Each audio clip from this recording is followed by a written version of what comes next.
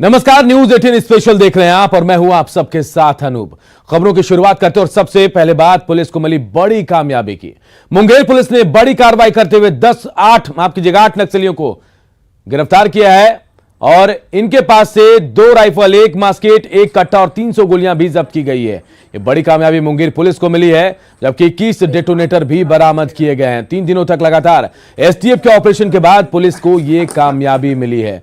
Police अधीक्षक ने खुलासा किया कि गिरफ्तार उग्रवादी प्रतिबंधित नक्सली संगठन भाकपा माओवादी से जुड़े हुए हैं और युवाओं को जोड़ने की ये योजना बना रहे थे। समय रहते हथियारों का जखीरा जब्त कर लिया, वरना बड़े वारदात को अंजाम दिया जा सकता था।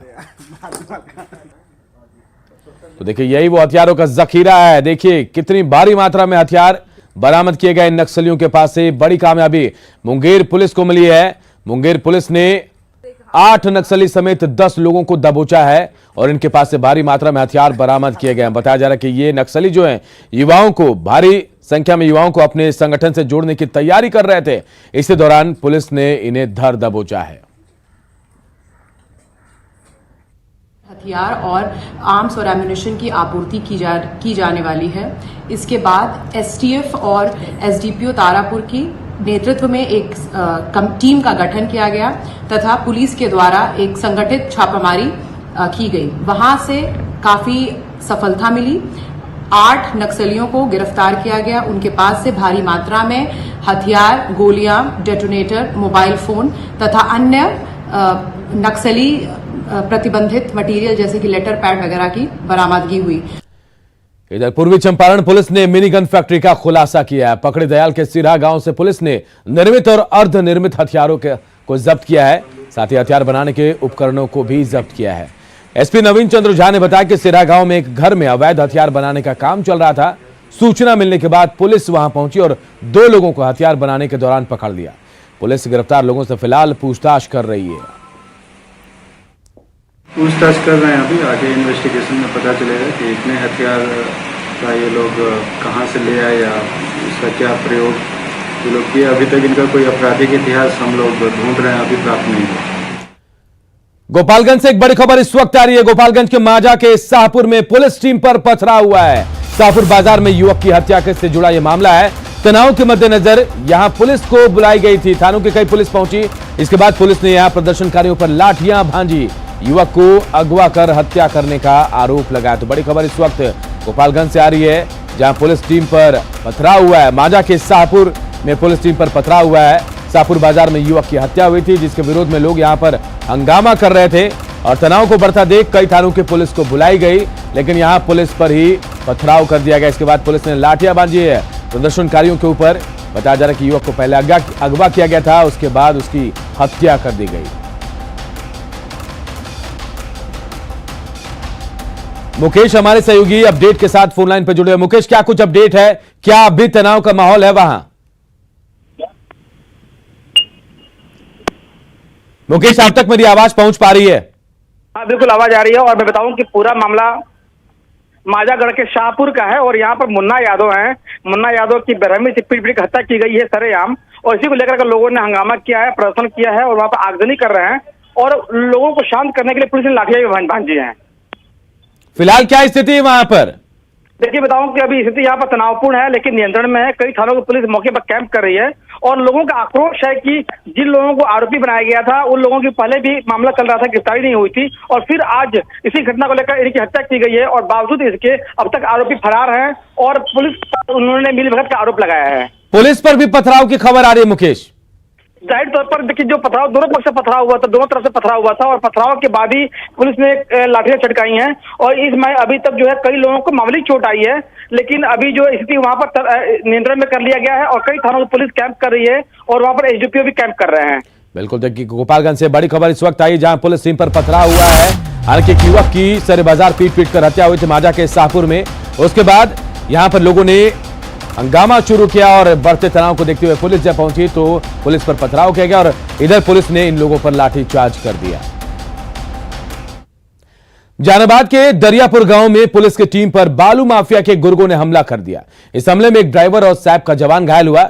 घायल जवान ने बताया कि फल्गु नदी में बालू खनन की सूचना के बाद पुलिस की टीम दरियापुर गांव पहुंची और वहां से एक ट्रैक्टर को जब्त करके लौट रही थी। इसी दौरान 15 से 20 की संख्या में बालू माफिया के गुर्गों ने पुलिस को घेर लिया और हमला कर दिया। वहां से इन लोगों ने ट्रैक्टर को लिया और भाग निकले। फिलहाल पुलिस बालू माफिया की गिरफ्तारी के लिए छापेमारी कर रही है। आदेश मिला, दरियापुर गए थे ट्रैक्टर बालू वाला पकड़ने के लिए। वहाँ से ट्रैक्टर जिसके खेत में था वही लोग खबर किया था, एसपी साहब भी थे वहाँ थाना में। हम लोग गए वहाँ, ट्रैक्टर था, वहाँ से लेकर आ रहे थे। रास्ते में ट्रैक्टर वाला लोग 15-20 की संख्या में जुट करके लाठी डंडा से शुरू कर दिया पिटाई। और क्या इधर पटना के मीठापुर गुमटी के पास शराब माफिया और पुलिस के बीच हुई मुठभेड़ की जांच भी शुरू हो गई है। पटना के एसएसपी उपेंद्र शर्मा के नेतृत्व में उच्च स्तरीय जांच टीम ने पूरे मामले की बारीकी से जांच की। एसएसपी का कहना है कि शराब तस्करों ने दुस्साहस का परिचय देते हुए एक एसआई को गोली मार दी। फिलहाल मामले में शामिल आरोपी फरार बताया जा रहा है। एसएसपी का दावा है कि जिस युवक को गोली लगी है वो शराब के धंधे में पहले से ही चार्जशीटेड रह चुका है। पथराव में एक एएसआई हैं, उनको कुछ चोट भी आई है और दो लोग हिरासत में लिए गए हैं ना, 2 लोगों को हिरासत में लिया गया है। आगे की कार्रवाई हम लोग कर रहे हैं। गोली लगी है किन्हीं को? जो पथराव हुआ था उस पथराव के आड़ में उधर से कुछ गोली फायर किया गया है।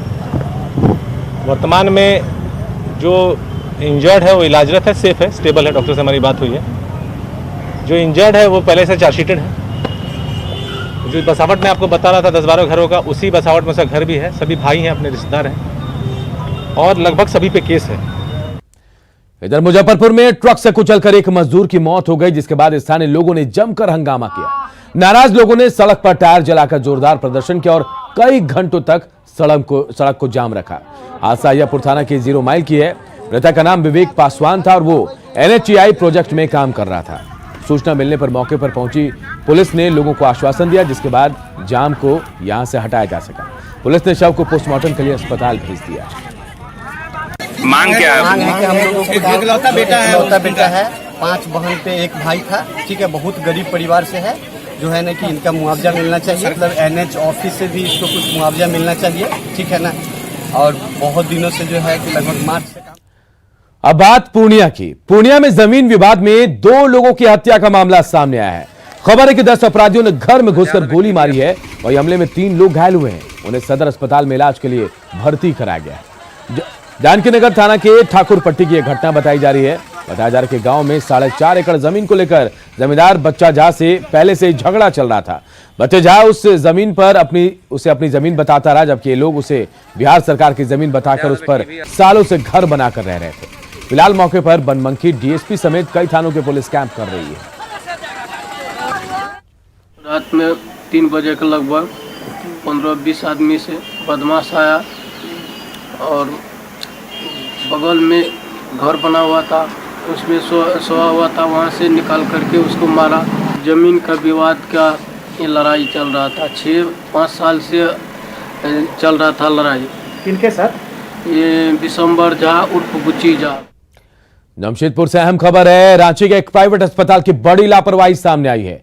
परिजनों को गलत शव सौंप दिया गया। पुरुष के बजाय एक महिला का शव सौंपा गया है। शमीम अंसारी की जगह एक महिला का शव सौंपा गया। परिजनों को साक्षी के कब्रिस्तान में गड़बड़ी का जब पता चला तो परिजन नाराज हो गए हैं। हालांकि इस मामले में कहा जा रहा है कि अस्पताल को सूचना दी गई। इसके बाद अब उधर से शमीम अंसारी के शव को भेजा जा रहा है और यहां से इस महिला का शव जो है वो अस्पताल भेजा जा रहा है।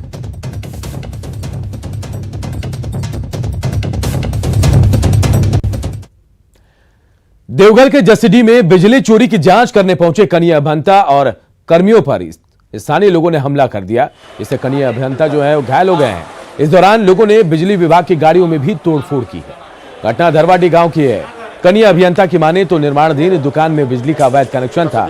इसी को लेकर सवाल पूछने पर लोगों ने हमला किया। इसे लेकर थाने में लेकर शिकायत भी की गई है।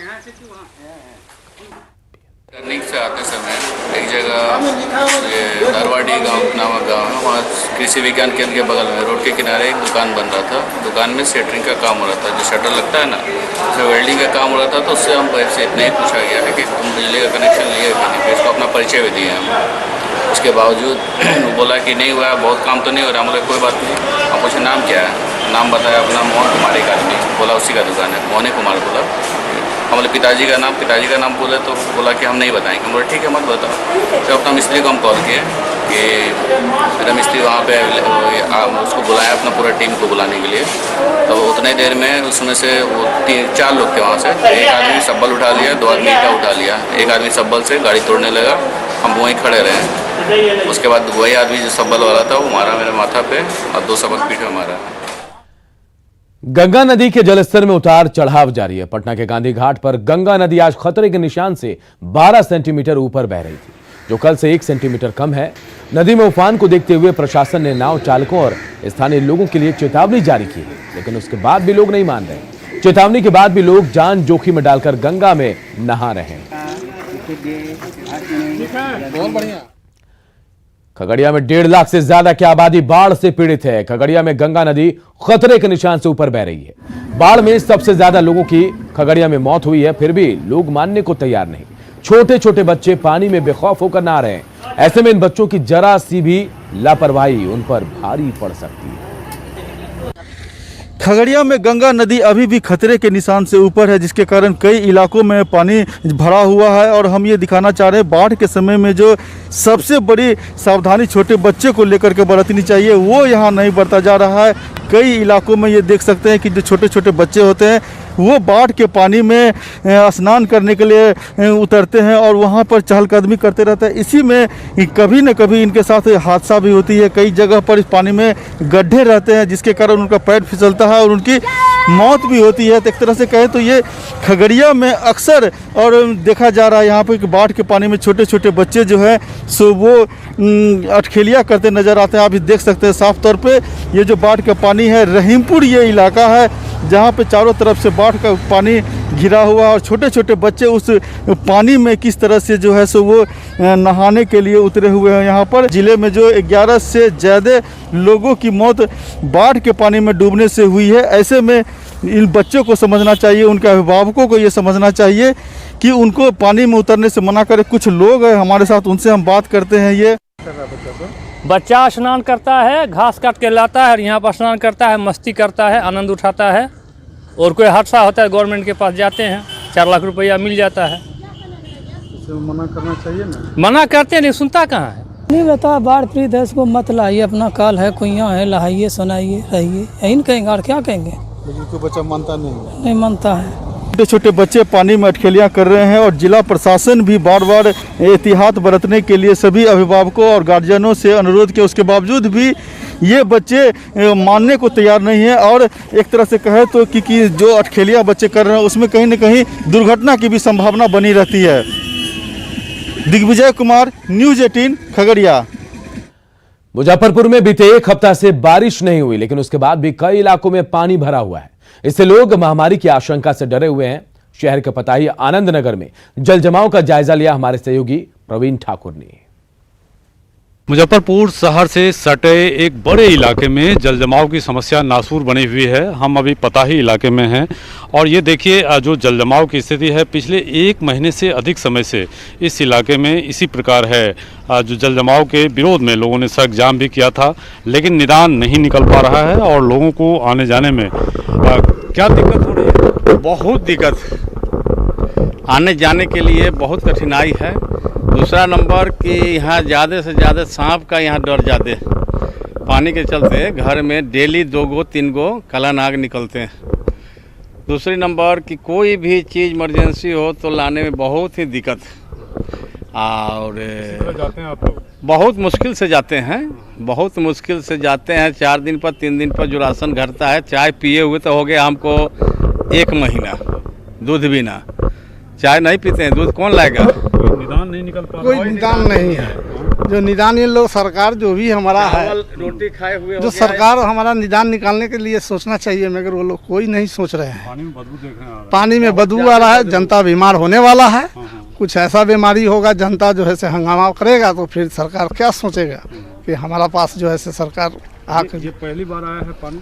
ये पहली बार नहीं पानी आया है, ये 5-7 साल के बाद जो है से पानी आया है बाढ़ का, है ना। बाढ़ का पानी आने के बाद में इस जगह का नाम है गदैया फील्ड। ये बहुत पुराना ये जो इलाका है आनंद लगन भी लोग बोलते हैं, पताही का इलाका है, पताही पंचायत का, और ये शहर से सटा हुआ है। ये इसको लेकर मुजफ्फरपुर जिला प्रशासन ने ये भी कहा है कि जिन इलाकों में ड्रेनेज सिस्टम डेवलप नहीं हुआ है वहाँ सम्प हाउस बनाया जाए, लेकिन ये पहल नहीं हो पा रही है।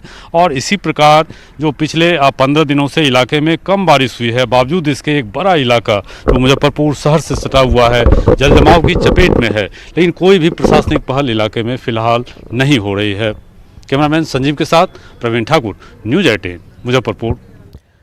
दुमका भागलपुर सड़क पर मार्च महीने से ही आवागमन ठप पड़ा है। जामा के पास मयूराक्षी नदी पर बना भुरभुरी पुल का एक पाया क्षतिग्रस्त हो गया। फिलहाल इस पाया को गिराकर नया पुल बनाया जा रहा है और ऐसे में इस रोड से गुजरने वाले राहगीर जान जोखिम में डालकर मयूराक्षी नदी से गुजर रहे हैं। ऐसे में हादसे की आशंका जो है वो लगातार बनी रहती है। मार्च महीने से ही दुमका भागलपुर मुख्य मार्ग पर बड़ी वाहनों का आवागमन बंद है। वजह है मयूराक्षी नदी पर बना यह भुरभुरी पुल। पुल का एक पाया क्षतिग्रस्त होने के बाद प्रशासन ने इस पर वाहनों के आने पर रोक लगा दी और हाल फिलहाल में ही पुल के जीर्णोद्धार का कार्य शुरू हुआ है और आप देख सकते हैं कैसे पाया को तोड़कर गिराया गया है। लेकिन मुख्य सड़क है, दोनों तरफ नदी के दोनों तरफ जो है सघन अधिवास है, लोग आते जाते हैं। जो पैदल या बाइक से भी पुल से गुजरते थे, सबसे ज़्यादा परेशानी वर्तमान समय में उनको झेलना पड़ रहा है। लोग जान जोखिम में डालकर मयूराक्षी नदी को पार कर रहे हैं और कहीं ना कहीं यह प्रशासनिक व्यवस्था की जो खामी है उस पर सवालिया निशान खड़ा करता है। निश्चित रूप से अब तक आपने जहां भी पुल का निर्माण या सड़क का निर्माण करते देखा होगा तो डायवर्सन की व्यवस्था होती है, लेकिन यहां पर डायवर्सन नहीं बनाया गया है। यही वजह है जो लोग जान जोखिम में डालकर मयूराक्षी नदी को पार कर रहे हैं। खबरें और बने रहिए हमारे साथ, जल्द लौटते हैं।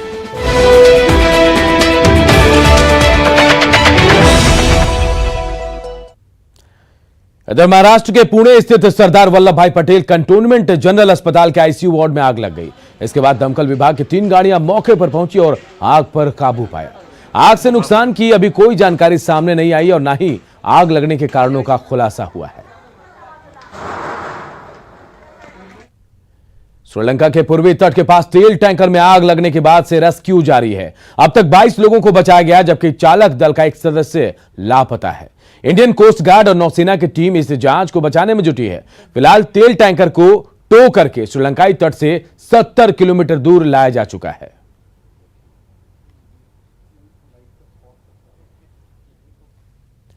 और इस बुलेटिन में इतना ही, लेकिन खबरें लगातार जारी है। देखते रहिए न्यूज़ 18 बिहार झारखंड।